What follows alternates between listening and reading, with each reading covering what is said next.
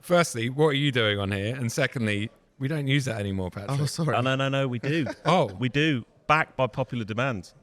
I mean, there are many people who hate Easy Now, but I did a poll on my Insta and Easy Now won. Well, I'd seen it in the comments, and that's why I've come on. We're doing a whole podcast about Easy Now, the etymology, and just generally why Easy Now's back. Hey guys, welcome back to the Drive Talk podcast. Now, a couple of things. First of all, Pat is on this podcast, not behind the cameras. This is Pat, everyone. He's only been on once before talking about Teslas. I know, and that's why I'm back again. We've got a whole EV chat. Yeah. Joe can't get out of this one because he's sitting in the middle. Well, we're here in London, Shoreditch, is it? Yeah, we're in Shoreditch. You're a London dude. We're in At the Shoreditch. Bike Shed Motor Company. And we're here over the weekend with Michelin at the Bike Shed Show, which is at Tobacco Dock tomorrow. But we wanted a really cool venue to record a podcast. And doesn't get much more cool than this. Yeah, no better place really. There's a barber here. In fact, someone's actually getting his actually haircut. having a haircut. As we speak. Yeah. And then we're underneath a railway tunnel, so every now and again you'll hear a rumble of railways, and every now and again you'll hear a really cool bike coming. Yes. Because they've got indoor parking here. So Yeah, it's nice and secure if you want to bring your bike down yourself. You just cycle or bike it through. It's very cool. Very cool. But today is a very special episode of the Drive Talk podcast because I am basically going to interview these two. Oh, God. I know, right? I feel like Parkinson. Because these two guys have just done, and I'm not over-egging it here, you guys have just done something really very historic and very impressive. What did you do? Very tiring. Very tiring. We only got back 3 days ago, and I'm still shattered. Yeah, I mean- I think we've still got a hangover from the experience. But, I mean, all they did was drive a car from Africa to London on one tank of fuel. Yeah, it wasn't that It's bad. no big feat, is it? Oh, we never no broke. biggie. Just sit at 55 miles an hour, 14 hours a day, 2 days. I mean, a 737 would do that, no sweat. So I mean, seriously. So, I mean, that's the headline, right? But there's so much to talk about here because I know you guys have been planning this for a long time, but the genesis of it is even further back, right? So do you want to... What we thought we'd do in this pod, because there's a video up on Joe's channel, so you can watch that and kind of follow along on their adventures. But at the end of the day, the video is only a certain amount of time, right? I don't know how long it's going to be. You haven't edited it yet. Still probably going to be about half an hour long, I would have thought. at least, yeah. So, but we've got an hour to talk about it. And what I wanted to do is deep dive into the thought process behind doing it, but the mechanics of it, the research you did, the prep you did, and then just talk us through the challenge, because I've had constant updates on my WhatsApp while it was doing, and it was just like, oh my God. And then every time I was out with Tracy, I was like, oh my God, look. And it's what you've done is truly unbelievable. So where did it start? Thank you, Ped. Well, as much as I love my fast track and road driving and, using PS4Ss and Cup 2s and all the rest of it, I also love the other end of that scale, eking out as much range as possible, and whether that's in a sports car or supercar or in something super efficient. So I've always had this kind of like two sides of my brain, if you like. And a good few years ago, back in 2020, beginning of COVID, I just picked up a brand new chauffeuring car. I think it was in the January of 2020, which was the worst timing. Good ever. timing, yeah. We laugh now. It wasn't funny back then, was it? It wasn't. Not the time to collect that car. I had this beautiful 730 LD, brand new. I think I'd done 2 jobs in it by the time we kind of went into what we did.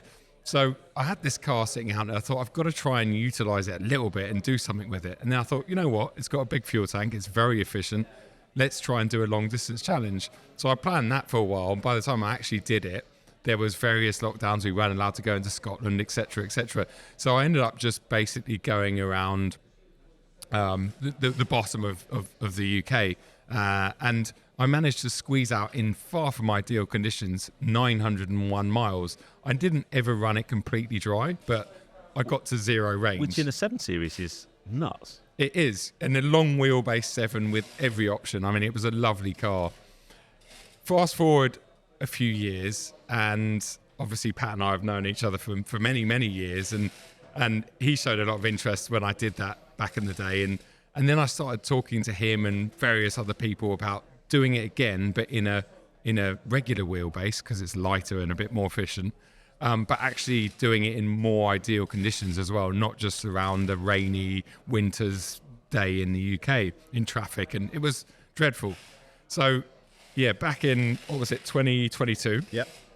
2 years ago, I'd spent ages trying to source a 730D through BMW UK, who in the end couldn't help. They had a 740, but that just wasn't going to work because it was an X-Drive. And the 40D is about 15% less efficient than the 30. Yeah. I'm getting a bit geeky here, but... No, we want you to geek out. This is a really geeky podcast. Yes. Yeah, well, I suppose anyone that's listening to it this far in is probably interested. If they've seen the title and got this far, they're really intrigued. Yeah, they're doing well. I think we can indulge you on your BMW diesel engine chat. Yeah. So the 730, when BMW UK got back to me after, honestly, months of chasing them and them really working hard, big shout out to Martin if he's watching and listening, it was almost like, the dream had been deflated, because if we couldn't have got that specific car, there was kind of no point in doing it. Anyway, I remember sitting at home that night and watching TV with Lou, and Lou looked over to me and she could see that I was a bit down about the whole thing because I really wanted this to take off. And she said to me, well, when did they start making that model? And I was like, circa 2016. She was like, well, how much would a used one cost? And you don't need much encouragement at that point. She's a keeper.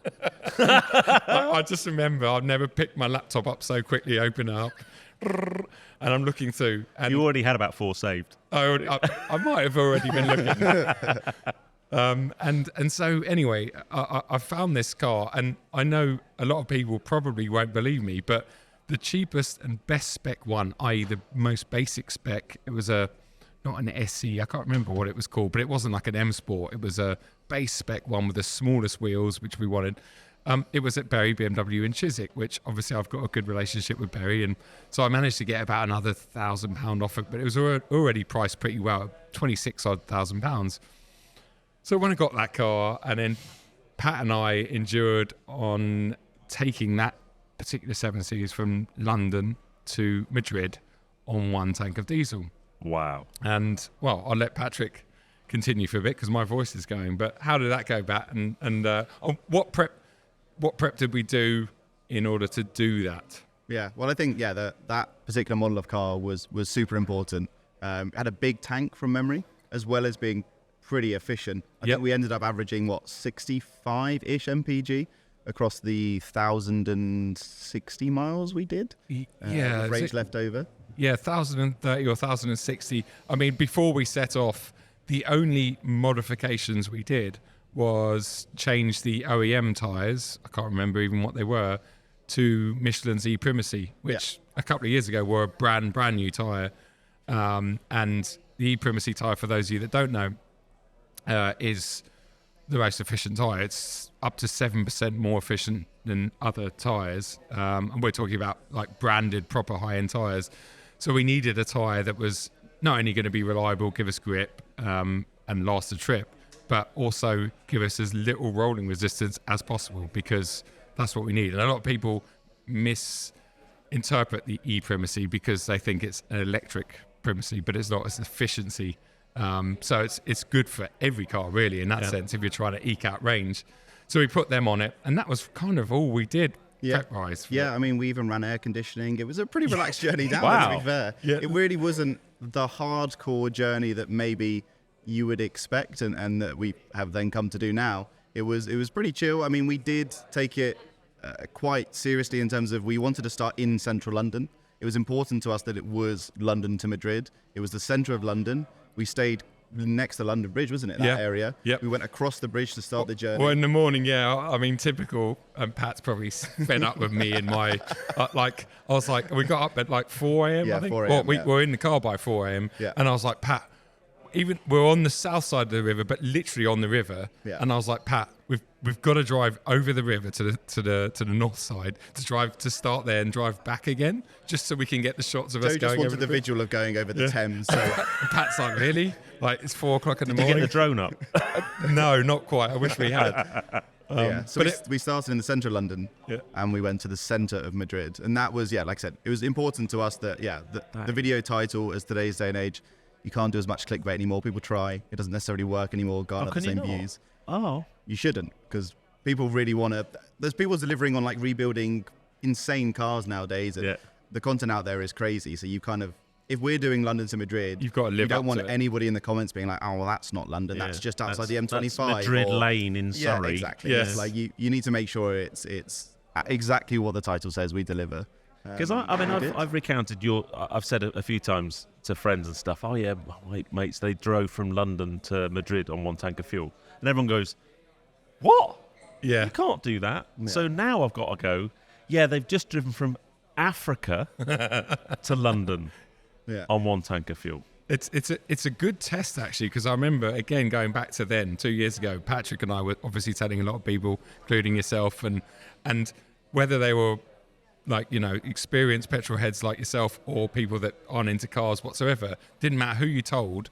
Most people's 99% of people's responses were, that's not possible. Yeah. And so when you've done that and you get that response, you're sort of rubbing your hands together going, this is going to be good. Yeah, it's a perfect litmus test to work out whether this is going to, at least on the internet, when presented to an audience, they're going to be like, surely not. And then they're going to click on it. And then that's the end of it. But I guess if you think back to, it was Clarkson, wasn't he? Did he drive from London to Edinburgh and back again or something? Like 800 miles in that Audi A8 diesel, wasn't it? Yeah. And so that's probably the most, I don't know, maybe the most famous one people have seen on the telly. Yep. But you still watch that and you go, yeah, really?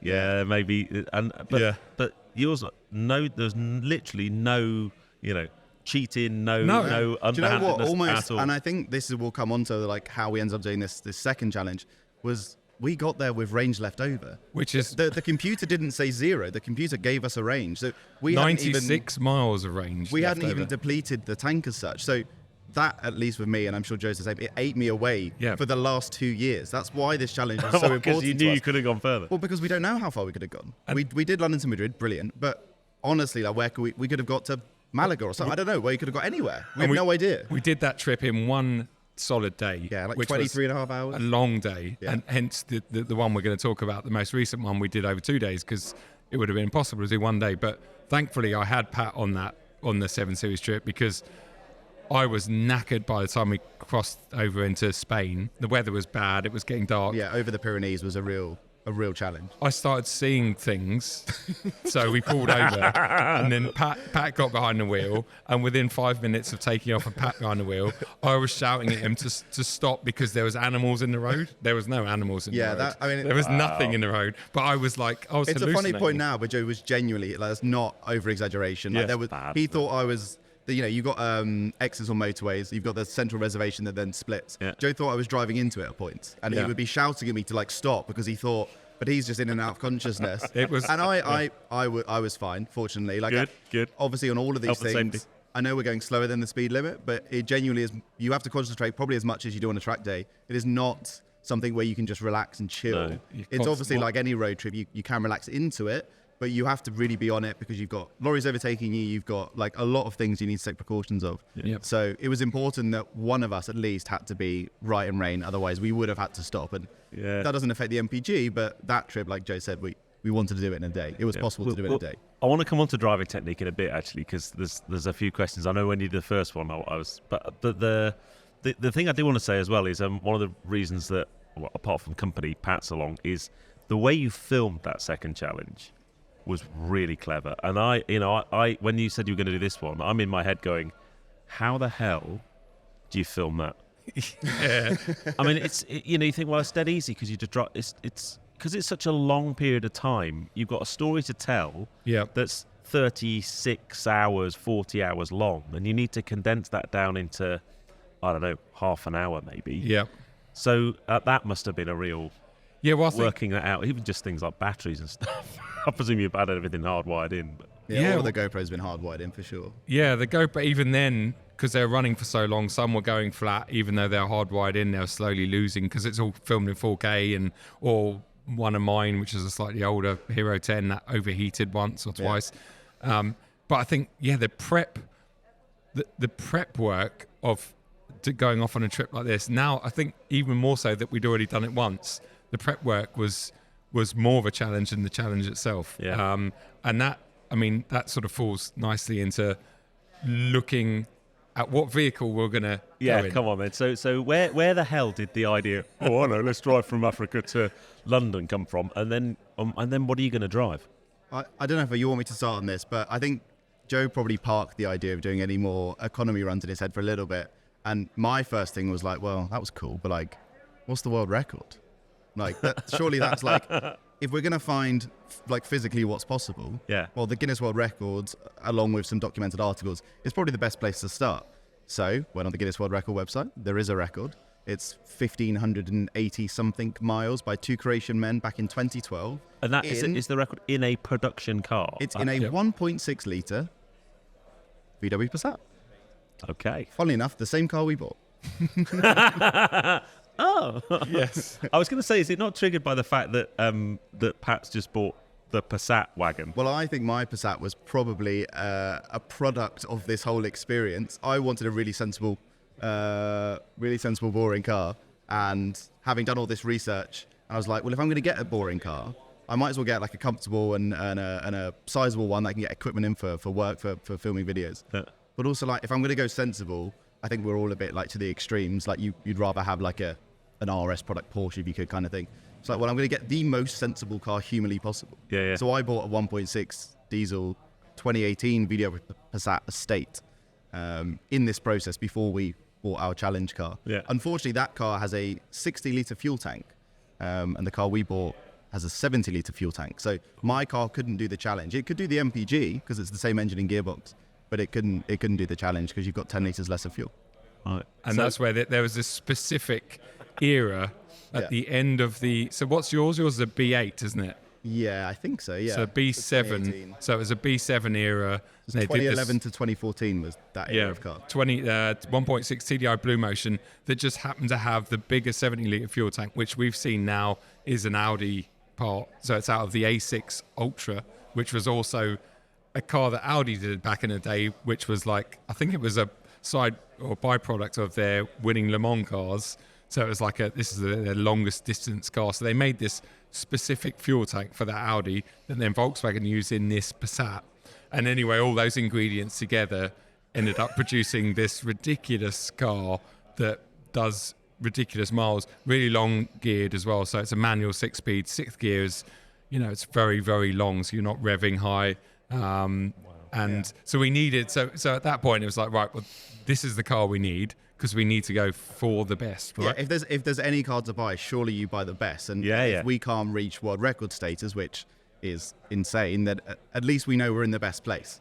The first step was that's the limit. It's not been beaten. That record was set in 2012, so it's not been beaten since. So that was the first step. And then I say unfortunately, I mean it is also fortunately, but like the YouTube world, as I said earlier, clickbait and like kind of faking things or making things out to not be what they're seeing when you click the video is kind of dying off. So in my head, I was like, we have to pick a distance, nearly or up 1,500 something miles, but we also need it to be interesting because we could do 1,500 miles anywhere. We could go from the UK to anywhere in Europe and make it 1,500 miles. Yeah. So that's when I said to Joe, I was just like, well, we need to come up with an interesting title for this video and then work back from there.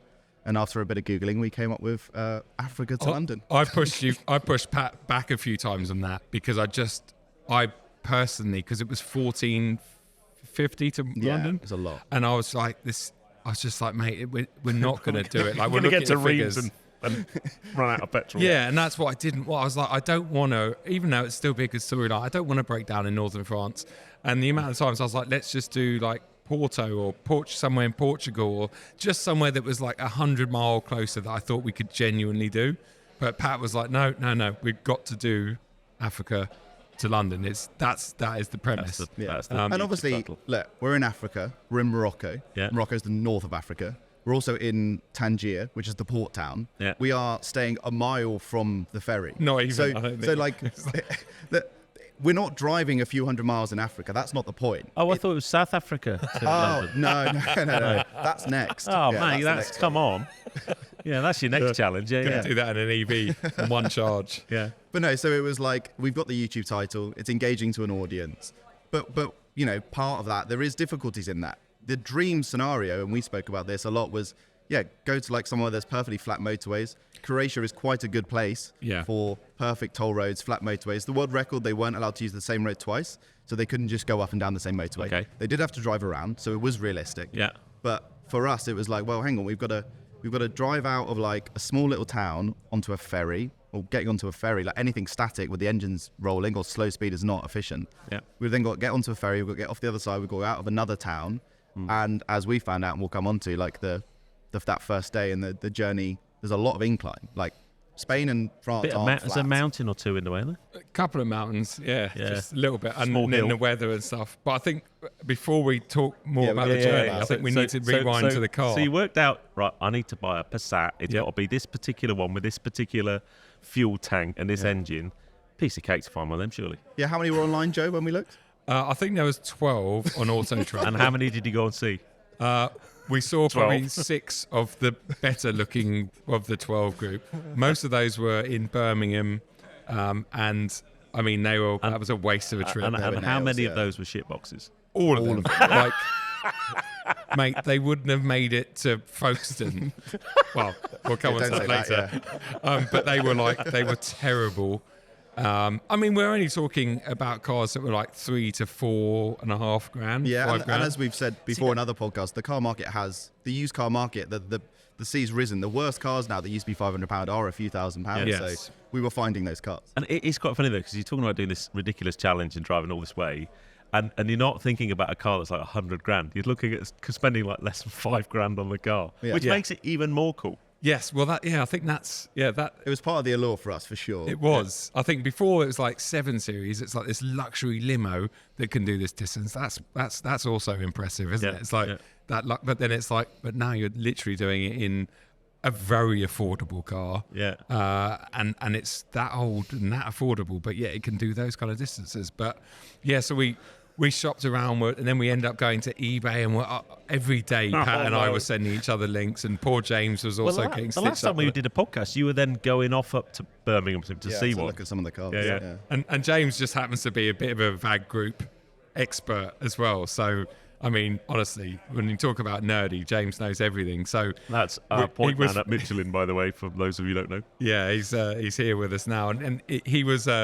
I mean, you got to tell a little anecdote about the one we went to see in Birmingham. Where Oh yeah. So we saw a car in Birmingham that looking back on the photos was a little bit low. I think it had some replaced shocks or something. no, the other one. No, I was going to come on to that. Oh, yeah. So we saw this car. Joe went for a small test drive, and as he did, I got up and had for another car that I knew was within the area. Yeah. It was a 10-minute drive away, so I thought, look, let's maximise the time we spent getting to Birmingham and going and look at this other car.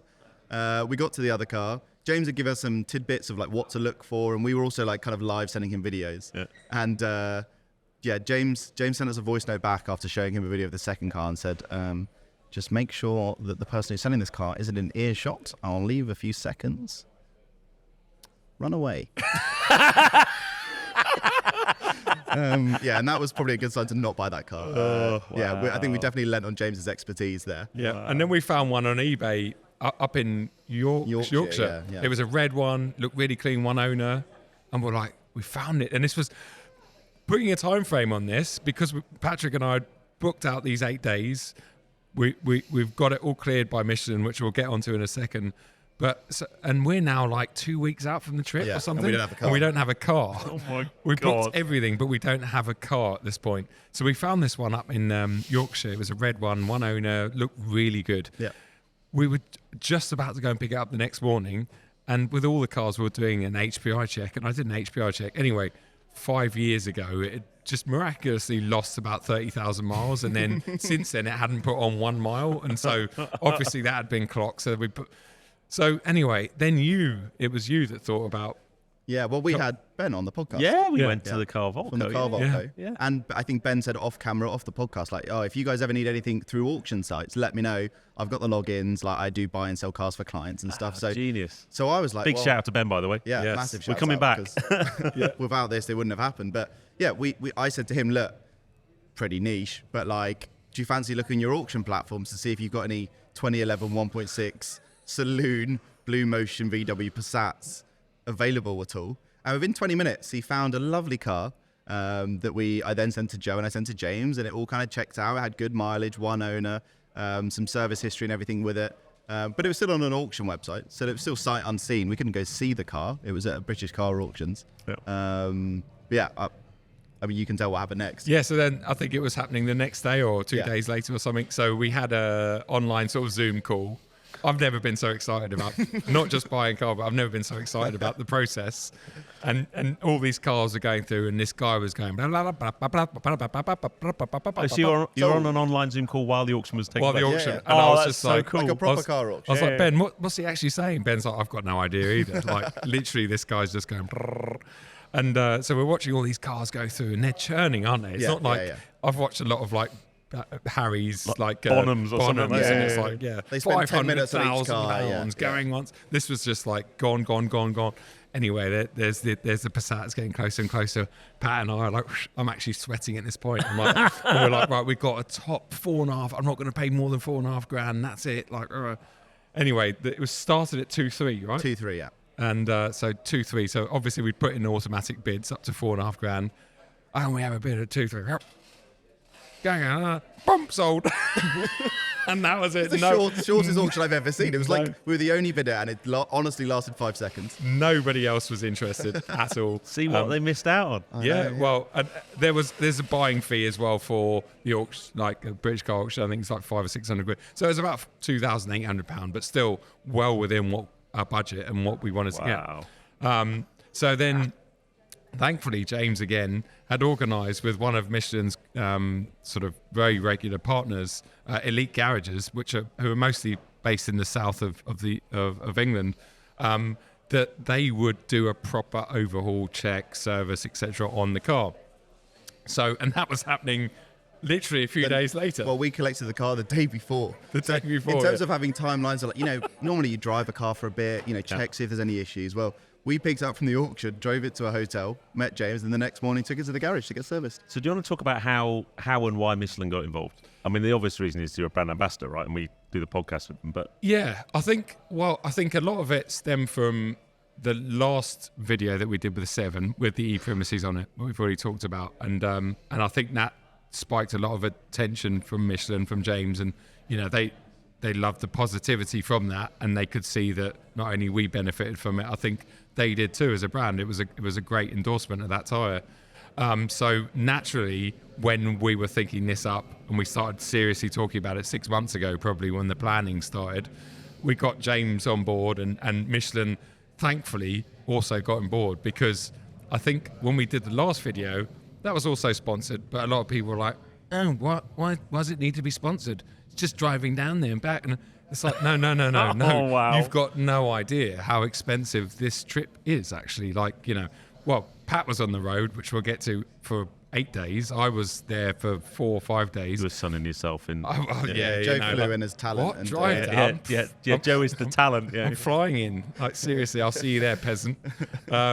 But no, it's like, jokes aside, it's the hotel. There's so much. The hotels, the food, the ferries, the Eurotunnels, everything, our time, production costs, it all mounts up. So although on the face of it, let's hope the video does as well as the last one and gets 600,000 views or whatever. It That's cost a tank of fuel, right? So well, that's it. Yeah, that's really the cheapest video ever.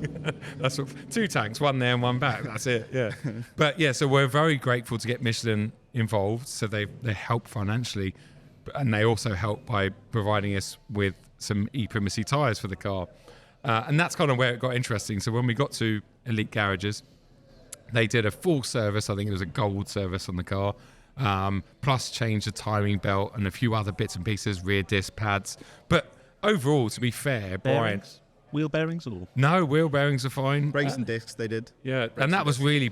a lot of it was like, well, they're a bit worn. But to be fair, Brian, the technician, was like, this is a good... We put it up on the jacks. Yeah, when we put it up on the lift, the underneath... I've never seen a car so clean that isn't brand new. It was my M2's got far more corrosion. Wait, if I'm thinking about selling that, should I say that? Anyway, but it's far more corrosion and wear underneath than this Passat. Like, it was as clean as a whistle. So we got all that done. We also, in the process, so the car came on 17-inch alloys because it's an SE We wanted an S, which is the base spec one ideally, but they were even harder to find because most people in the UK prefer. So the next thing was James was like, you've got to order some 16-inch wheels off eBay or wherever you can get them. So we got some 16-inch wheels, which then meant that we could not only run smaller diameter wheels, tyres, but also narrower. So we went from a 235 section to a 205 section. 205. 205. I like them on my mountain bike. Yeah, exactly. Yeah. It's literally like going back 15 years. Oh, wait a second. Yeah. But so we suddenly had not only a super efficient tyre, but the narrowest possible tyre on that car that was still to spec. So we weren't breaking any rules or making it unsafe. It was still, and so we got them fitted. And how much did they weigh per corner less as well with also, the tyre on? About 3 kilos a corner we saved, unsprung kilos, weight. yeah. So I'm sure that helps with everything as well. So so we got all that done.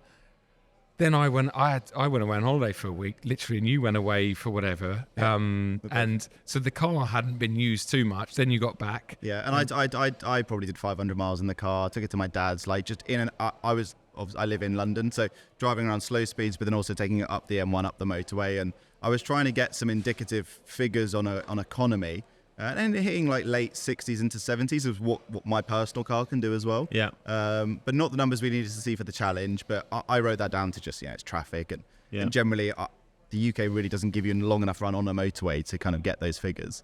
But yeah, we did maybe 500 miles in the car before the challenge started, which was then me and my friend Roger Chan, photographer. Rog. Yeah, we took it. Big took it shout out to down Rog. over, was it 3 nights, 4 days? Yep. And met Joe in Malaga. Yeah, which was it was great to see you and great to see the car there, and then that's kind of where the journey. Yeah, we caught the ferry over to Tangier in Morocco. And actually, anyone that's watching this thinking about going to Morocco, it's amazing. I knew it would be, and I can't believe I've never been there. Morocco. But also, if you're in the south of Spain and you're on a road trip or you've got some time, don't even take your car across because that costs a lot of money. Just park up near there. There's a few car parks in Tarifa. Jump on the ferry. It's an hour. It's a really nice crossing.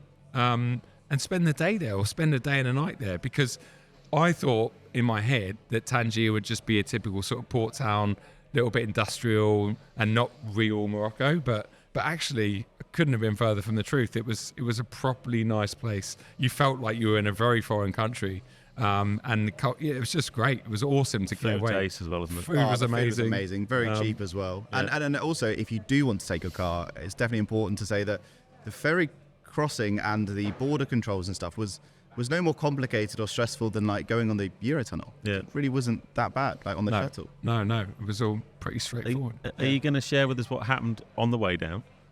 Oh, I thought you could have glossed over that one. No, before you even left the UK. So you know earlier when Joe said, well, some of those cars wouldn't have even got you to Folkestone. Yeah.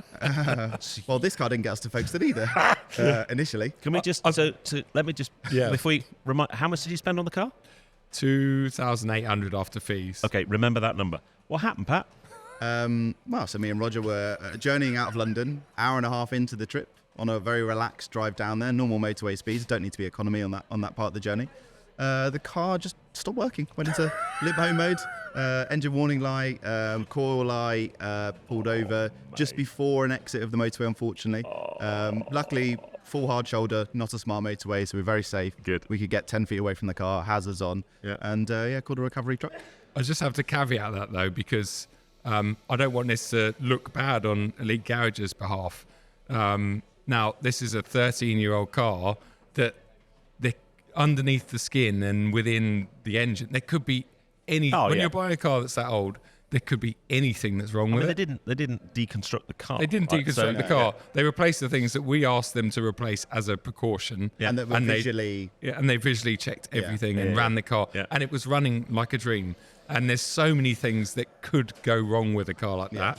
And there's wear and tear items that, like you said, you can investigate, you can look at, you can identify being damaged. The part that went wrong on this is not something you'd ever take out of a car to check or know was going wrong until it goes wrong. It was just a failed part. So we waited 2 hours, got a recovery truck. Luckily, again, Elite Garages, being the amazing people that they are, was able to facilitate us a slot in their garage in Canterbury. Right. The car then got delivered there. Literally half an hour away. Yeah, literally half an hour away. Wow. They cleared their workshop and that one bay for us, put a mechanic on it for us, and identified the issue. It was an injector an injector had failed. Oh, wow. So as I said, an injector's not a part I've since learned that you would take out and look at, not like a spark plug. You would never take them out of the car, and when they fail, they just fail. There is no kind of warning signs as such, at least not in the experience that we had. So we had to make a pretty quick decision as a trio between me, Joe, and James. What we were going to do, we made some gulpable decisions. Let's say we replaced all 4 injectors because that is the recommended thing to do. Yeah. Although only one had failed and the others seemingly were fine. Again, if you're going to run a car properly and you're going to make sure that all the servicing is done as manufacturer spec, you should replace all 4. Yeah. So with Elite Garage's help, we were back on the road at 6:30. Yeah. And in the evening, and then how far did you get? So you left. Can we not explain how much for injectors? You could have bought like another Passat. You're glossing over the fact the 4 injectors cost more than the car, pretty much. You could have bought another Passat, yeah.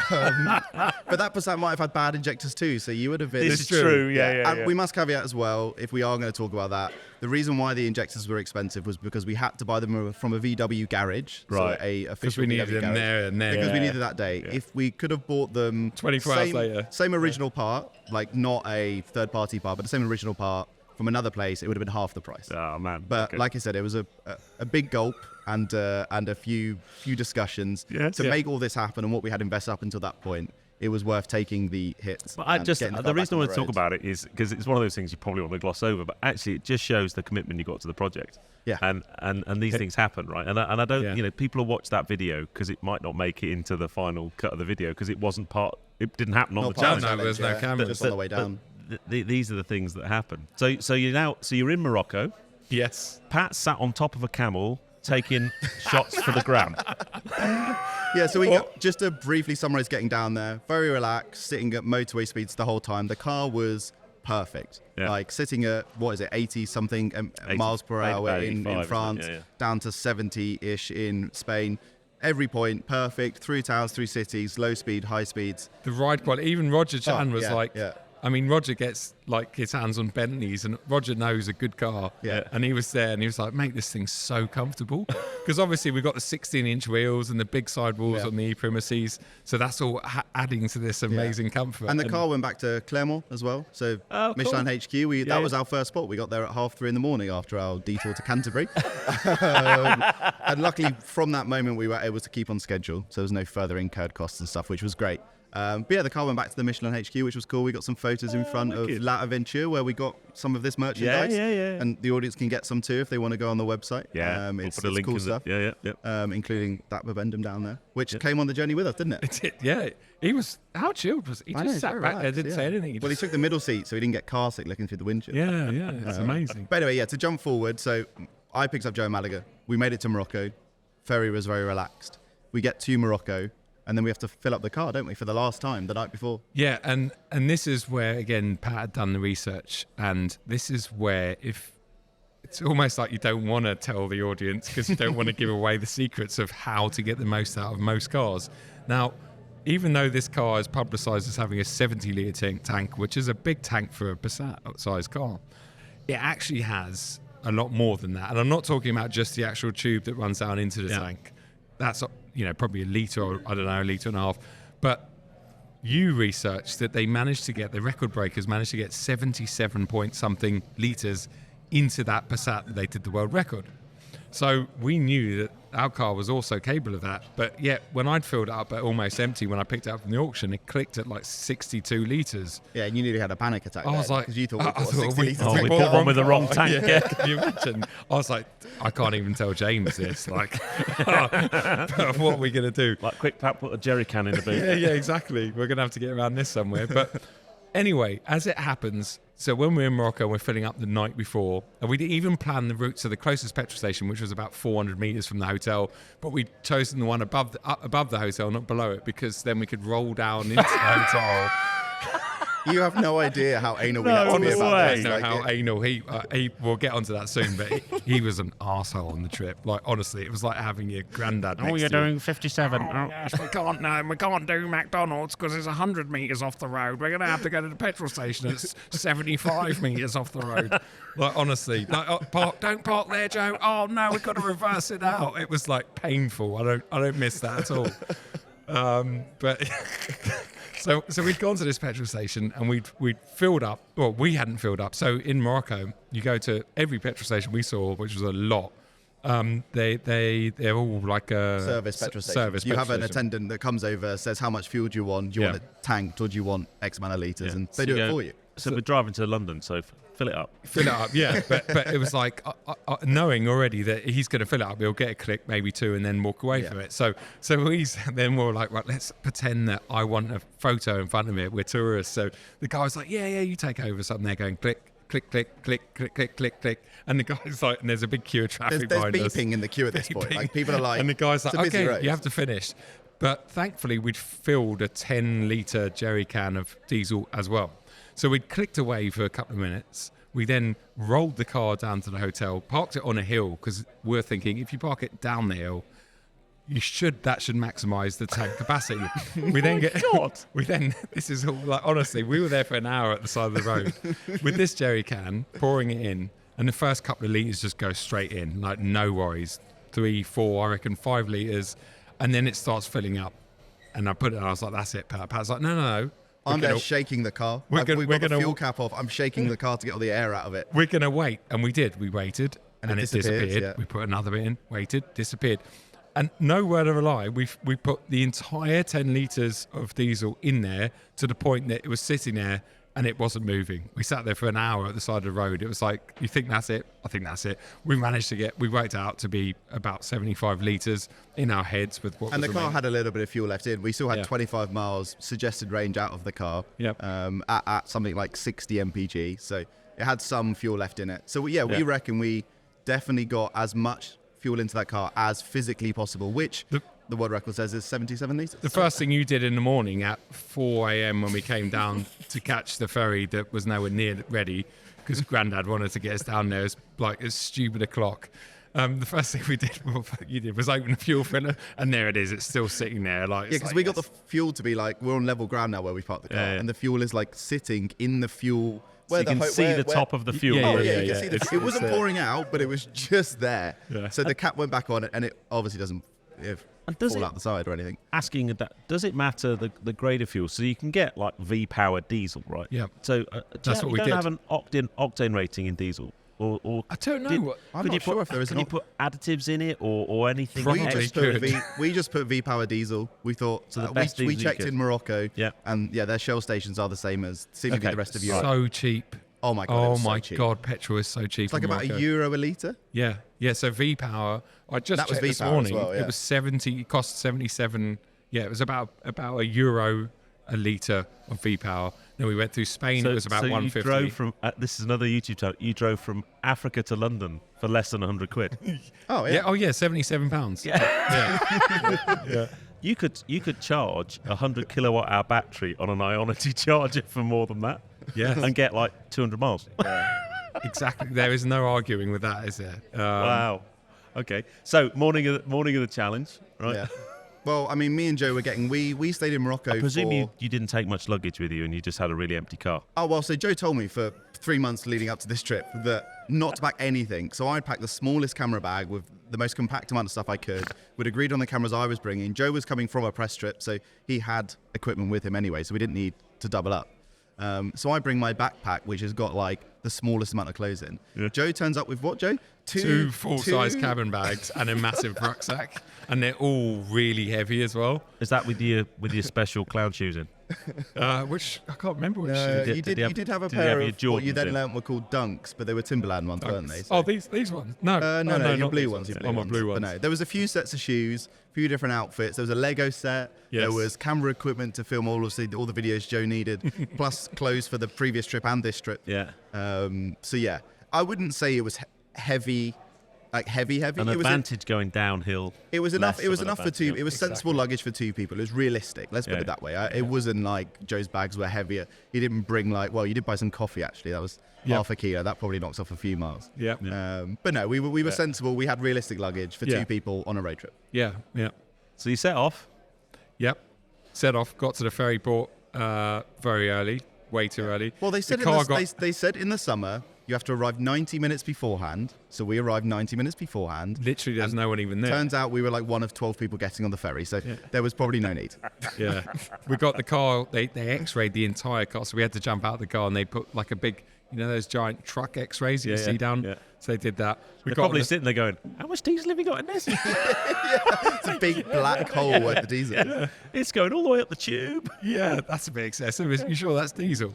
So then we got on the ferry, very nice crossing over, watched the sunrise, which was a really romantic moment for Patrick and I.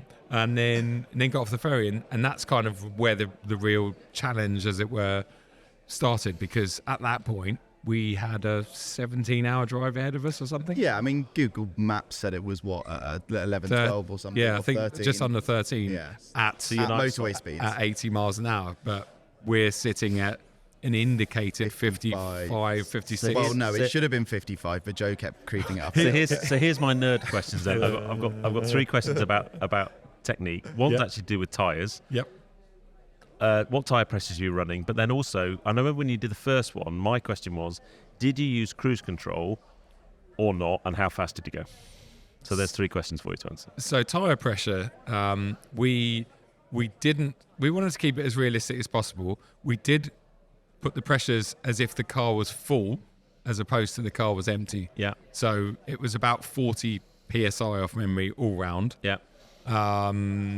And you could argue that with 2 big adults and luggage was about right, but obviously we know the pressures, but we didn't go above the recommended. Yeah. In terms of our techniques, well, Patrick is definitely, I would say, the better and more patient hypermiler. I think I'd claim to know what I'm doing, and I think we can all jump in a car, feel what we're doing. Joe gets very distracted. I get very distracted, but I also, the difficult thing is, we worked out that 55, 56 miles an hour was the optimum speed, especially on flat ground. That just happens to be trucks' limited speeds. Yeah. So I really didn't want to piss off too many trucks along the way, because when I'm in a car and I see a truck stuck up the arse of a passenger car that can blatantly do 70 or 80 miles an hour, it infuriates me, because I'm like, that truck driver must be so angry. Yeah. So I didn't want to be that person. And neither did Pat, obviously, but Pat also wanted to be the most efficient person. Yeah, well, I employed the racing driver method, which is don't look in your mirrors. Anything happening behind you is not your in the problem. Back going, legends, hypermiling. Yeah, legends, everything happening behind you is not your problem. It's the same in racing. Feel free to give us a tap behind. Yeah. If someone wants to come past you, then they have to make sure it's safe and they come past you. But yeah, so we were balancing that speed, and also on hills and stuff as well, to get to your question about cruise control. On flat ground, cruise control is the best thing, because it modulates the throttle to get just enough power in to maintain that speed, and that's perfect.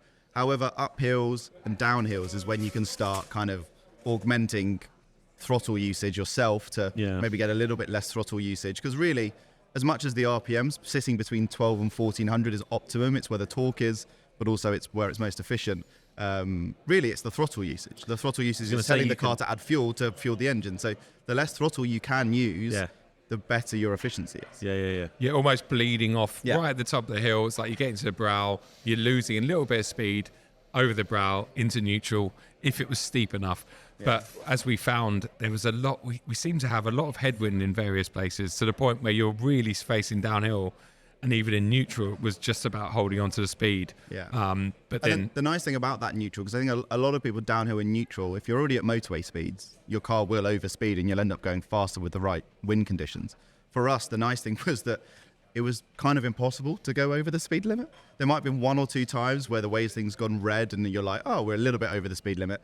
But really, like, if you're starting at 55 and you're rolling down a hill with a wind behind you, you're still only getting to 75 or 80, which is the speed limit in Europe anyway, 130 kilometers. So it was my headphones just it was it was nice to have those downhill moments, out of gear, kind of hovering over the brake, and like Joe said, a lot of the time actually going downhill with crosswind, particularly in northern France, was horrendous. Like going downhill out of gear, you'd lose speed, which is really counterintuitive. So the first day we had found this website which is actually used for RVs, and I'd found that it basically like plans out your topography, so how much of an incline you have and the percentages across like a Google Maps journey. He really is. So Oh yeah. oh took no, it to I another went level, like right? yeah. This was hardcore. I mean, we're He's- trying to beat the world wow. record. So He's like, Mr. Bad News. Yeah. so I knew that the first day was up through Salamanca and into the Pyrenees was the worst. After that, France is relative to what we had to do quite flat. So there was a moment where we went from 86 mpg, because the mpg, weirdly, I didn't think this would happen, but climbed throughout the entire journey. Yeah. It was only It towards did the fluctuate end. a little bit. Well, that's what I was going to say. So there was one point where we went up a hill, we were at 86 mpg, and I remember we went down to 80. 80, and we're both like, oh, all that hard Yeah. work. It was, and honestly, So you're sitting there demoralising. and you're just going, oh no, I don't even want to look like. And there's nothing you can do, because we're like, I think a lot of the time when someone is in a normal car and you're driving around normally, and then you want to save some fuel, there's a good like 25% of more efficient driving you can do. We're on the edge of, there is no more efficiency. No. Like, if we're losing MPG, that is the best we can do. There is no way that we're doing more MPG. There's nothing else we can do in the car or change gear or like do a different. We are maximizing. So when it's going down, it really is going I down. could have and there's kicked nothing you can out. do. You could have kicked me out. I did And threaten then you would that have a done few worse times. MPG because you would have gone faster. So I remember all them years ago when there was the tanker blockades and we had like fuel. Yes. There was no fuel anywhere. Yeah. And suddenly we all realised we could get like an extra 150 miles out of a tank of fuel. Like, wow. Yeah. And we all drove round sensibly until the tanker blockade stopped, and then we went, that's not it. Exactly. But yeah, so on this topography map, first day, massive inclines, and they really were, weren't they? Like, they were like half an hour of going uphill and just very endless steep. and endless. Yeah. Lots of lorries overtaking us overtaking lorries, depending on how they were managing their speed and fuel as well. I mean, if you'd have done it London to Africa, you'd have been going downhill all the way. Well, Yeah, I didn't. Yeah. I think it would have been worse, honestly. Yes, you know where the border crossing. Yeah. Yeah, so when we got to, so we'd gone through all day one, we're getting right towards the end of it. We were staying in a place near Bayonne, Yeah. Bayonne in southern France, only about an hour away from the border, so right down the bottom of France. So we're going up through the Pyrenees, or we're finishing through the Pyrenees as you know it, and about 10 miles from the border, 15 miles from the border, you then start going through tunnels and you're on a descent. And you descend. How long did we descend for? Oh, In fact, we like descended 45 minutes. We descended for so long. That's where We stopped and That's had where I dinner. was allowed to pull over into a petrol Well, station. I found a drive in and out petrol station because Joe was adamant about like going off route and I'm like, no, we need to be like driving into a petrol station, parking like straight so we can just then in gear or even in neutral roll out of the petrol station. Oh and my then back God. out. We Yeah, but literally- you have to. we- If you're reversing out of a parking space, that's using unneeded fuel. yeah. So we parked in this thing. We had an awful dinner. I mean, it wasn't. It really was not. Obviously, this. Yeah, and all I wanted stereotypical was a services half dinner. decent bit of food, but there was just Hang no. on, you wanted McDonald's, so let's not It was talk about half dreadful. decent food. I mean, the fact that James hadn't provided Michelin sort of star food on the route was unacceptable. No, so we pulled over there, but and then we got back in the car and continued on this stuff. Honestly, I remember in the 7 when we did it the other way around. I remember was the most stressful thinking that part. was the most painful thing ever because we'd built up so much MPG in France and we hit Spain and it was like but thankfully going the other way. That honestly, that was was the just the longest best thing downhill ever, I've ever been on. And we just kept going and the numbers kept rising. And so we finished that day on quite a high because I think we parked up at 94. 94. We'd hit You 94. sent me 94. that picture, and I just said to Tracy, went, look at that, and she was like, oh, what? Yeah. It's unreal. Yeah, I don't think thought- I've ever seen an MPG figure that high. That high. Yeah. So Apart, unless you're in a hybrid, obviously, and you get like, Yes. Yeah, you get 300 mpg Yeah, exactly. EE plus or whatever Yeah, it's yeah, called. But no, so I thought day one hardest. We've obviously got the ferry. We've got all of these massive inclines. So day two on this topography map, but also generally from our experience, be fine. It wasn't.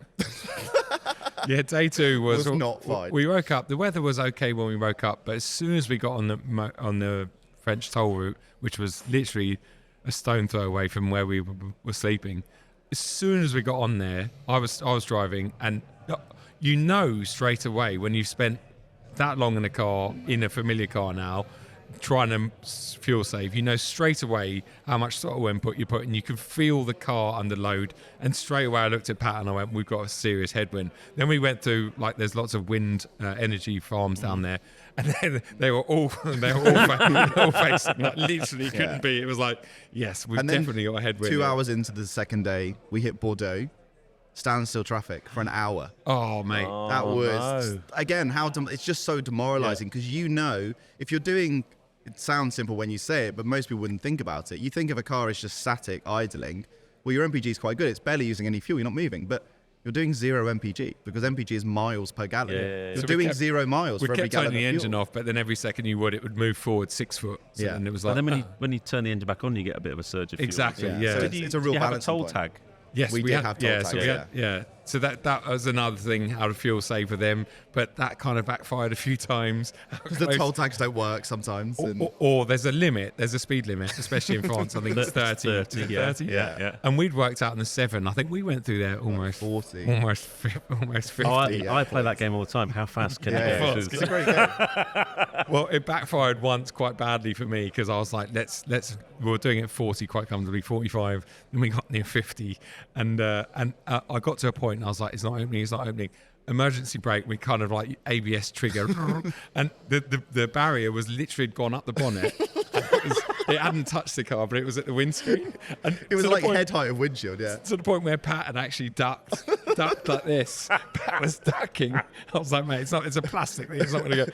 And we stopped, and it was like, and then it lifted, like at the, and so we drove on. It was like, oh man, how much does that just cost us? And it wasn't that, oh, the barrier could have damaged the car. It was like, it's how just much does how much that that just cost us cost in us? And efficiency. so that taught us a lesson. But yeah, day 2 was a real challenge because then not long after we went through Bordeaux, the weather turned to shit. The headwind continued. Yeah, torrential rain. I mean, like And that's- standing and water that's bad torrential for rain. just rolling efficiency. Yeah, rolling Yeah. resistance is massively impacted. We You could could see see it it on the live straight away, computer. yeah. We were going from like on a flat surface 100 and something mpg to like 60 mpg. Yeah, it was like you could feel the drag of it as well. Like Wow. it was. So we had all these factors, and then you forget that actually northern France is quite undulating, and but we kept going. And to be fair, the MPG figure did drop, but it was still like 93, Yeah, settled high about 92s. And it was fluctuating between then. And we thought, okay, well, this is still fantastic. So in your head, you had to average more than like about 85, I think you said, something like that, or was it? Yeah. So I'd worked out based on the world record as 91.71 mpg, Right. and that's 1500 and whatever it was. 81 miles. Yeah.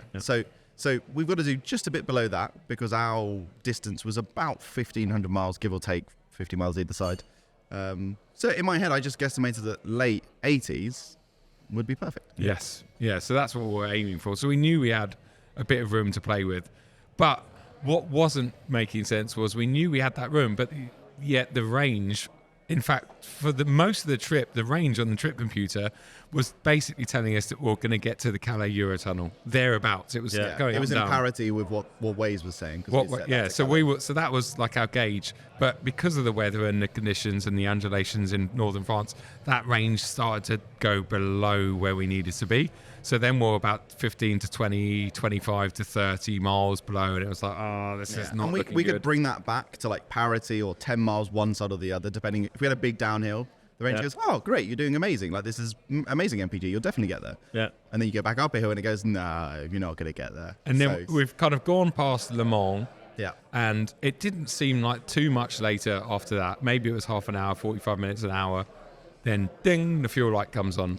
And it's like, we haven't long gone past Le Mans. Oh, wow. That's a long enough road trip that we're all about to Yeah. go on with Michelin, actually. yeah. But now In the a few fuel light weeks. came on at 115 miles, isn't it? Yes. So the range at that point when the fuel light comes on to say, ding, you've only got, I think I worked out, or forum suggested, there's an amount of fuel left in the tank is when that light comes on, irrespective of your MPG. So yeah, it said 115 miles, which wasn't enough, was it? I think we had about 130 miles to do. or something. 130 miles. Then the closer we got to Calais, the worse the weather got. We've now it's almost dark, and then it is Yeah. dark.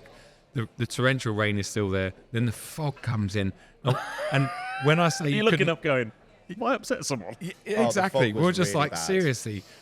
And then 25 miles out of Calais, ding, zero range. So you just get dash. 25 miles outside of Calais. Outside of Calais, zero range, zero visibility. So we've had to slow down. So that's not ideal either. Like, because there is a sweet spot around 50, 55. So we're now doing like 35 miles an hour because you can't see further than the bonnet.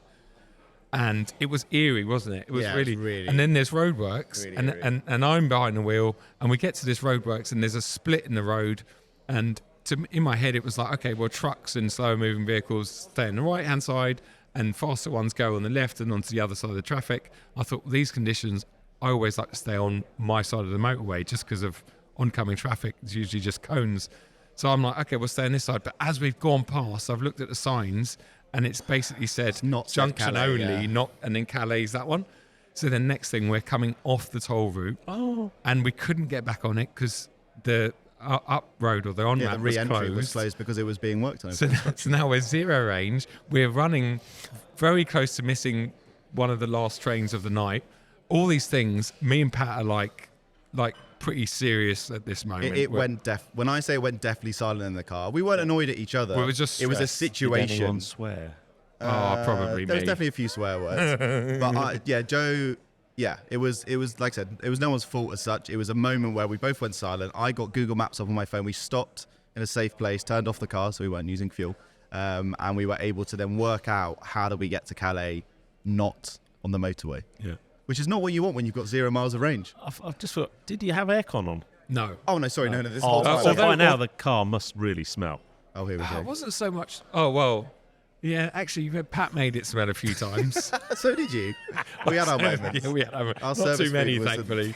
But actually, saying that, we did have to activate aircon a couple of times during that exact time because we got a little bit of mist and fog on Of the course, windscreen, yeah. and Yeah. obviously it was like at that point it was like, well, I think seeing is more important than Yeah. Safety comes first again. safety comes first. But we managed to navigate. We didn't actually lose too much time or No, I mileage. think it added 3 minutes and maybe 3 kilometers on. But obviously we're doing different speeds there as well. We're not doing a static motorway Yeah. 55.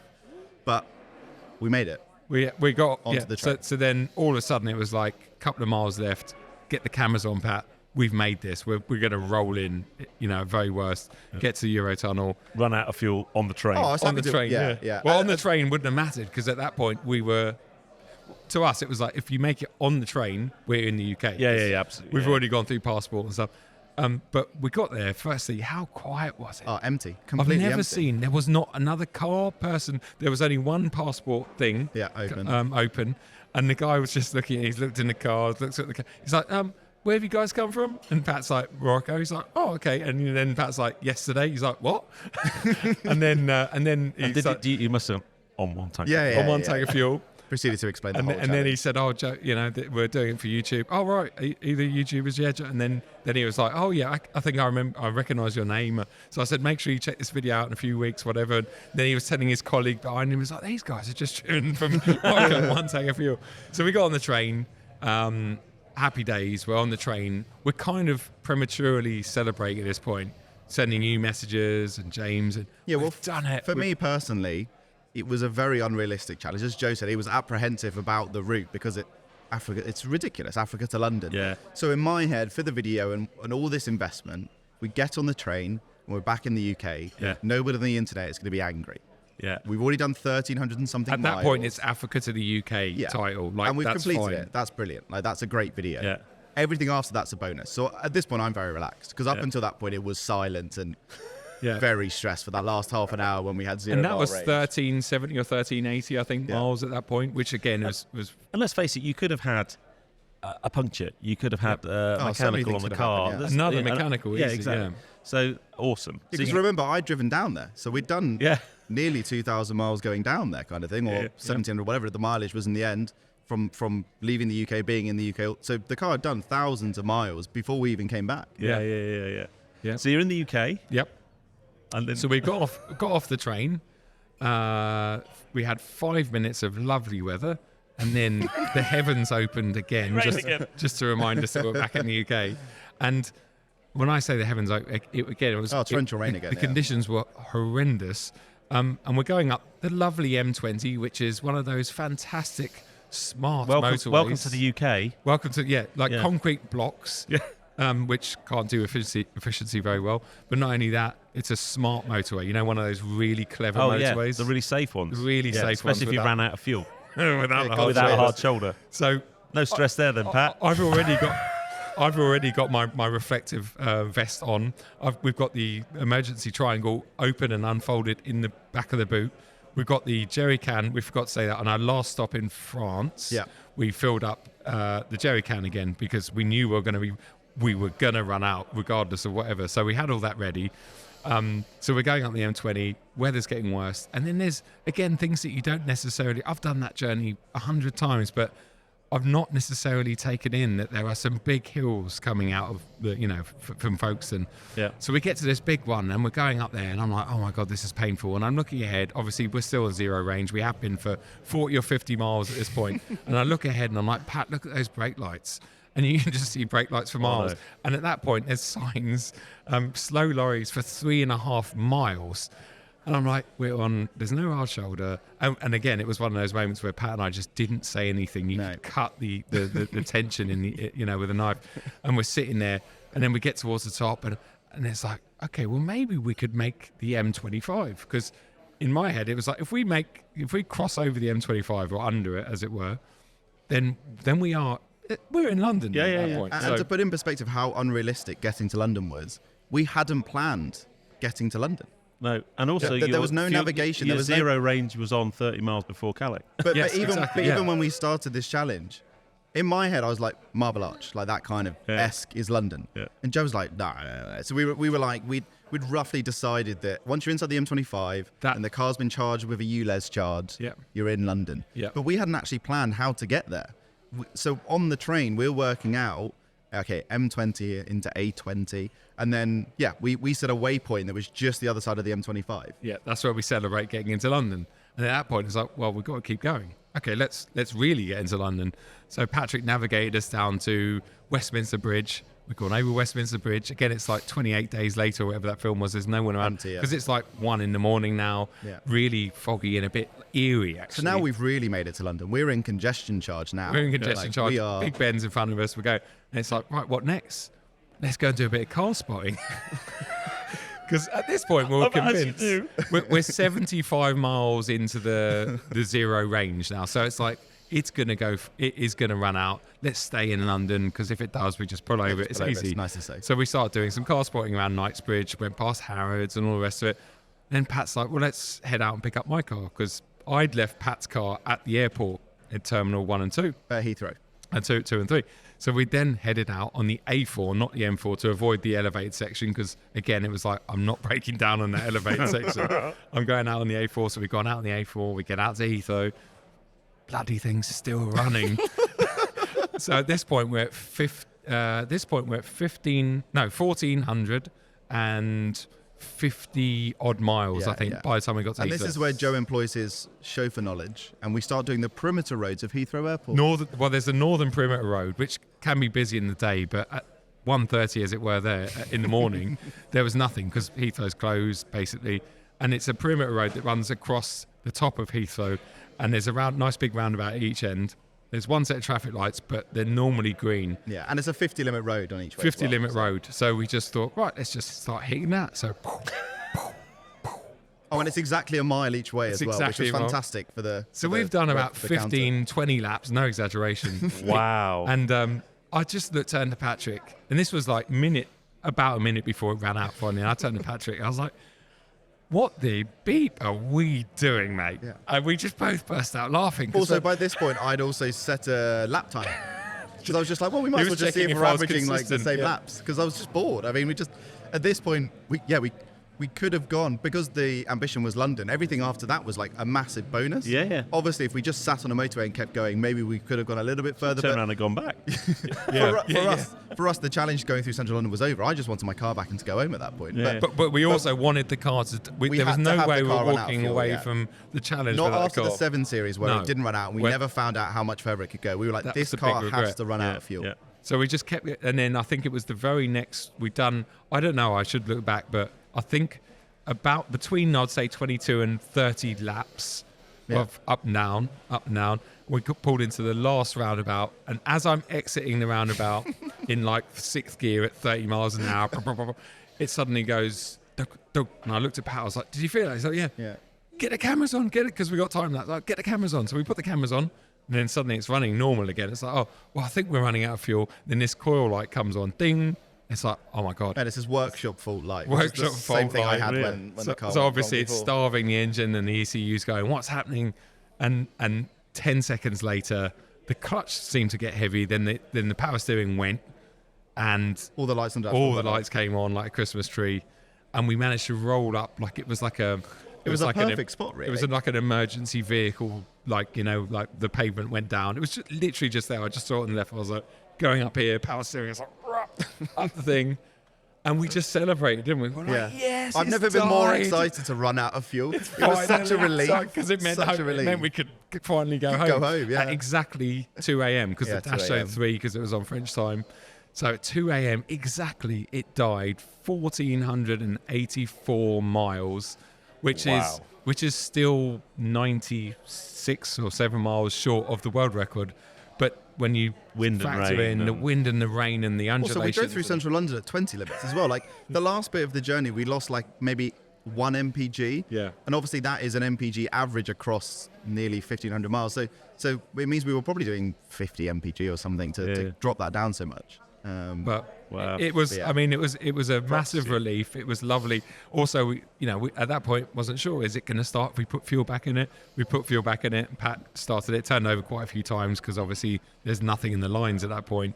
And it fired up and got to the petrol station. I mean, it didn't end there. Then we got to the petrol station. Yeah. Then we did the whole we're the only car there. It was spending like 10 minutes going dunk, dunk, because we wanted to make sure we got all of the fuel back in so we could work out the... and then got home. I got through the door about 4:15. Same with you. Yeah. Literally 3 mornings ago. But I mean, what an amazing feat. If I do say so myself, I I got emotional getting the WhatsApps, and when you finished up, I'm like, I must have they've done it, and I was just, because I know how much it meant to you, and you talked about it for so long, and then all the planning and the running. There was so much. I can't overstate how much it was invested in our time, Yeah. in James's time, in Michelin's time, but also, again, as Joe said, like transparently, financially, this isn't a cheap thing to do. No, not And at obviously, all. all of this is as a proof point of tyres like the e-primacy. I mean, if you think about the benefit that e-primacy can offer, Yeah. it's the difference of not getting to Calais when it goes to 0, Yeah. and getting past London to Heathrow and everything else we did extra. I mean, that 7%, although to be fair, the car did come on Michelin's, which was amazing. Yeah, it was It great. showed how well looked after it was. But I mean, that, let's say, give or take 5-7%. Yeah, that's 50, 60, 70, 80 miles, which could have been the difference that, I mean, I guess people will watch it, and not many people are going to drive from Africa to London. I mean, right? look, put it this way, I wouldn't recommend it. no, not at 'cause- the- I mean, no, I maybe can do it at imagine it's normal hardcore, man. speeds and just fill up a few times. sacrifice Yeah, a bit yeah, of yeah. fuel and just go for it. Yeah. But on a serious note, just we're in this whole cost of living crisis thing at the moment. So some simple takeaways, right? Buy an old VW Passat diesel. Yep. Stick really good tyres on it, e-primacy tyres on it at the right inflation, so Yeah. the right air pressures. Yep.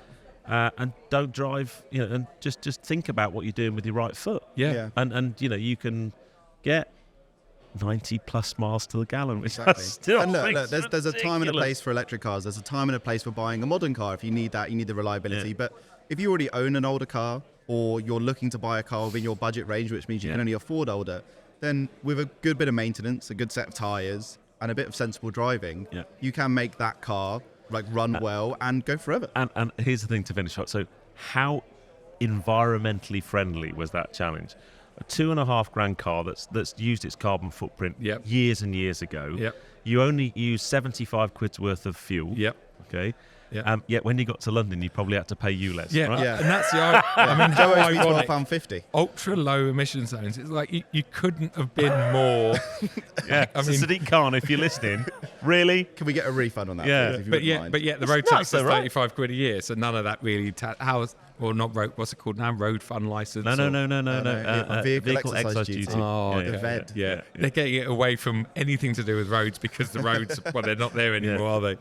Well, guys, I mean, it's a long one, but Yeah. a worthwhile story. What a cool thing to have done. Yeah, and make sure everybody watches the video. Yeah, 'cause you gotta we've go and watch the explained video. it, but you really have to watch it to see just how you couldn't make any of this up. Like No. we said it, they're coming off the motorway and all these things that happened and the range parity and then Yeah. running out is like if we wanted to plan this and make it fake and like, oh, isn't that crazy? You just couldn't. It would be impossible. Yeah. And I haven't watched it yet because you haven't edited it yet. No. But I know it's going to be mega, and I know it's. I gonna, hope so. It's gonna I've watched back a few of the clips and it's looking good. But I think once again, massive thanks to Michelin for not only sponsoring this podcast but for sponsoring that trip and getting involved, giving us the best tyres possible.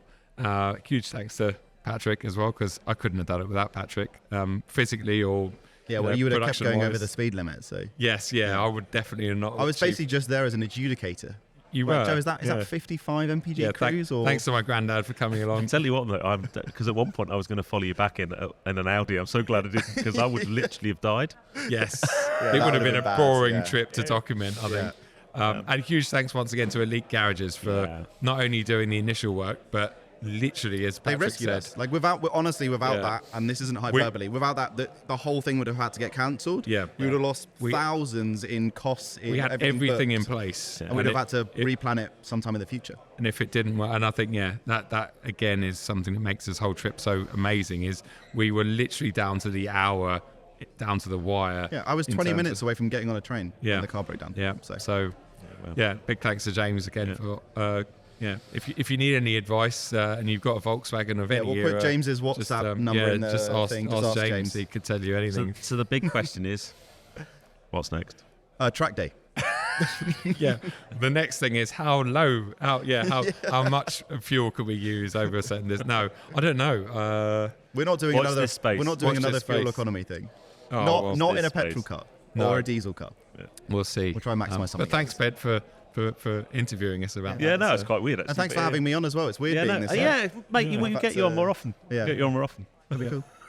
Yeah. Well, guys, look, I can't say any more than that. It's just an epic challenge. Please make sure you watch the video on YouTube, because it's important that it gets the good views, and share it with your friends and just tell the story down the pub. I watched this video the other week. These guys drove from Africa to London on one tank of fuel. Yeah. Brilliant. Yeah, and big thanks to Bike Shed. Bike Shed Motor Company for hosting us today. Absolutely brilliant. I hope you'll get some lunch. Yeah. Yeah, I think I might have a cheeky beer. Oh, Yeah, because I can. because we can. Hey. I parked the Passat at the train station. Now, make sure you give us a subscribe, follow, give us a comment, and all the Facebook. stuff you need to do. Follow us on Facebook, and we'll see you on the next episode of the Drive Talk podcast. Cheers. Easy now.